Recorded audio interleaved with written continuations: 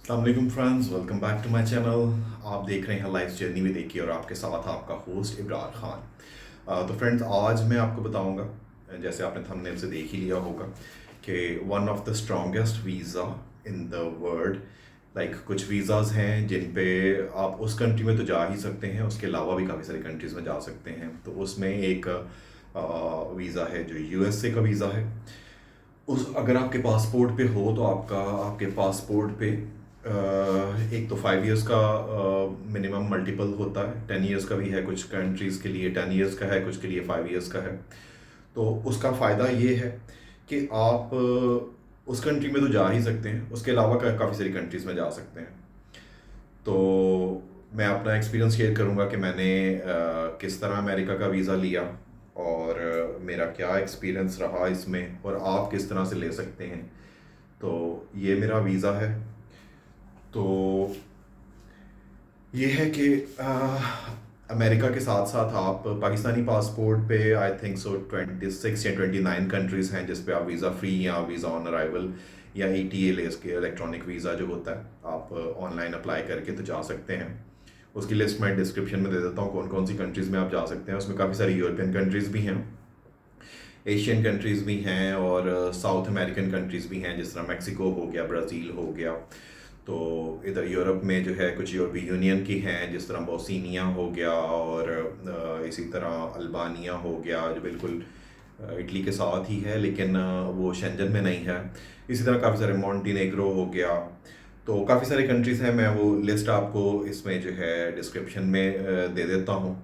तो बाकी ये है कि अमेरिकन वीज़ा जो है वो पाकिस्तानी पासपोर्ट पे 5 साल का मिलता है और इंडियन पासपोर्ट पे 10 साल का मिल जाता है। तो वेरी करता है, डिफरेंट डिफरेंट जो उनके साथ टर्म्स एंड कंडीशन डिसाइड की होती हैं आपकी गवर्नमेंट ने। तो वीज़ा लेने का प्रोसीजर क्या है, आप किस तरह से अप्लाई कर सकते हैं, किसको अप्लाई करना चाहिए, किसको नहीं करना चाहिए, वो भी बताता हूँ आपको। एक्चुअली वीज़ा, सबसे सिंपल वीज़ा आप इसको कह सकते हैं, जिसमें अमेरिकन एम्बेसी ना आपसे बैंक स्टेटमेंट मांगती है, ना आपसे NOC मांगती है, ना कोई टिकट, होटल रिजर्वेशन, कुछ नहीं मांगते। बाकी कोई भी एम्बेसी है आपसे वो बहुत कुछ मांगते हैं, अपनी बैंक स्टेटमेंट दें, कोई 3 महीने की मांगता है, कोई 6 महीने की मांगता है, कोई कहता है NOC के बगैर नहीं होगा। NOC हर एक में चाहिए होती है। ये आपसे कुछ नहीं मांगते, ये सारी वेरिफिकेशन आपकी जो है वो खुद ही अपने एंड पे कर लेते हैं। और लेकिन ये है कि जिस तरह UK का वीज़ा आप UAE से अप्लाई करें या आप कोई भी शेंजन अप्लाई करते हैं, या मोस्टली कंट्रीज़ जो हैं अब आपका इंटरव्यू नहीं लेते, लेकिन अमेरिकन वीज़ा के लिए ये है कि अमेरिका आपका इंटरव्यू लाजमी कंडक्ट करता है। वो 2 मिनट का भी हो सकता है, वो 5 मिनट का भी हो सकता है, लेकिन वीज़ा ऑफिसर आपको जो है वो इंटरव्यू करने के बाद एट द स्पॉट बता देता है कि जी आप एलिजिबल हैं वीज़ा के लिए या नहीं हैं। कुछ को उसी टाइम पे वीज़ा दे देते हैं, कुछ का जो है अगर वो कुछ चेक करना चाहते हैं, मज़ीद वेरिफिकेशन करना चाहते हैं, तो उनको 221G भी दे देते हैं, जिसका मतलब होता है एडमिनिस्ट्रेटिव प्रोसेस। उनको वो सिक्योरिटी भी हो सकती है, कुछ और भी चीज़ें हो सकती हैं।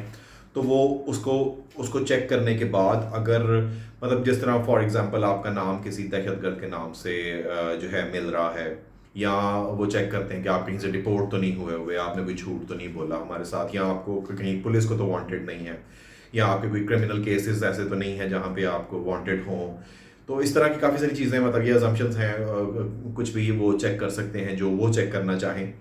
तो वो उनकी एजेंसीज जो हैं, फॉर एग्जांपल FBI है, या जो भी उनकी एजेंसीज हैं, वो अच्छी तरह से चेक करके एक क्लियरेंस जो है वो वीज़ा ऑफिसर को वापस भेजते हैं। वो टाइम वेरी करता है डिफरेंट डिफरेंट कंट्रीज़ में, डिफरेंट नेशनलिटीज़ के लिए, और डिफरेंट लोगों के हिसाब से वो टाइम वेरी करता है। जो उनकी वेबसाइट पे लिखा हुआ है वो कहते हैं कि 60 डेज़ के अंदर आप हमसे ना पूछें, 60 डेज़ के बाद आप पूछ सकते हैं। लेकिन ये है कि कई लोगों को जो है वो 6 महीने भी लग जाते हैं, साल भी लग जाता है, 1.5 साल भी लग जाता है। लेकिन मोस्ट प्रॉबली जो है, अगर आपका कोई प्रॉब्लम इस तरह का नहीं है, तो आपको at the end 99% visa issue हो जाता है। कुछ लोगों को वो उसी टाइम पे आपको कह देते हैं कि 3 दिन बाद, 5 दिन बाद, 10 दिन बाद जो है आपका वीज़ा आपको आ जाएगा। कहीं पे कुछ कंट्रीज़ में है जहाँ पे एम्बेसी से ही आपको कलेक्ट करना होता है। कुछ कंट्रीज़ में है वो आपको बाय पोस्ट जो है आपका पासपोर्ट वापस भेज देते हैं।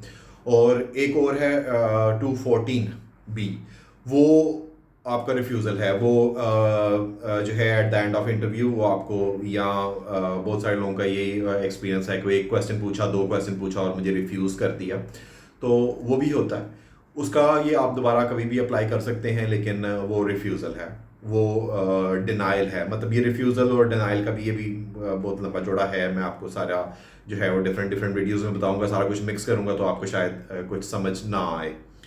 तो मेरा इंटरव्यू कैसा हुआ और उसमें क्या क्या क्वेश्चंस पूछे वो भी आपको बताता हूँ।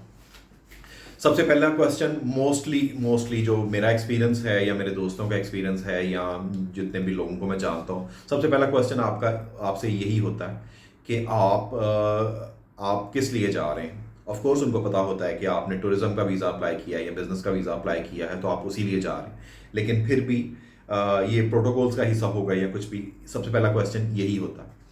उसके बाद वो आपसे, जो आपने अपने DS-160 फॉर्म है जो आपने पहले ऑनलाइन भरना होता है, और उसके बाद आपने वो फॉर्म सबमिट करवाना होता है, फीस सबमिट करवानी होती है, उसके बाद आप ऑनलाइन जो है वो अपॉइंटमेंट लेते हैं। ये भी मैं, अगर इसका प्रोसीजर आप कहेंगे तो मैं डिफरेंट वीडियो में जो है आपको वो सारा बता दूंगा, क्योंकि एक वास्ट चीज़ है, सारी चीज़ें मैं एक वीडियो में कवर नहीं कर सकता हूँ, तो इसलिए आपको मैं डिफरेंट डिफरेंट में ये आपको बता दूंगा कि DS-160 कहाँ से कैसे भरना है, क्या करना है।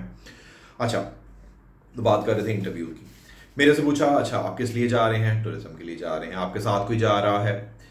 मैंने कहा हाँ, मेरा दोस्त मेरे साथ जा रहा है। उसका वीज़ा, हाँ जी उसके पास वीज़ा है। मैंने अपने भाई का भी लिख दिया, उसका भी वीज़ा वैलिड है और मेरे दोस्त का भी वैलिड है, तो वो मेरे साथ जाएंगे।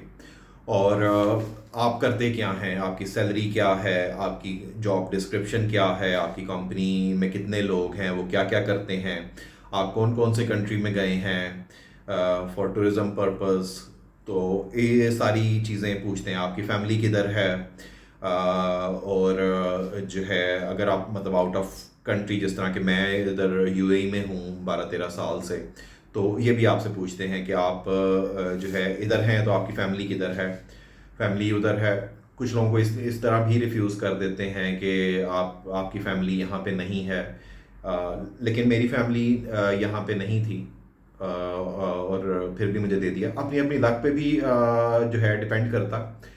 तो इसलिए मतलब किसी को रिफ्यूज़ल में ये भी कह देते हैं कि आपकी फैमिली टाइज नहीं है या कंट्री टाइज नहीं है, तो वो डिपेंड करता है, केस टू केस वेरी करता है। किसी को कोई हार्ड एंड फास्ट रूल नहीं है कि फैमिली यहाँ पे होगी तो वीज़ा मिलेगा और फैमिली नहीं होगी तो वीज़ा नहीं मिलेगा, ऐसा कोई रूल नहीं है।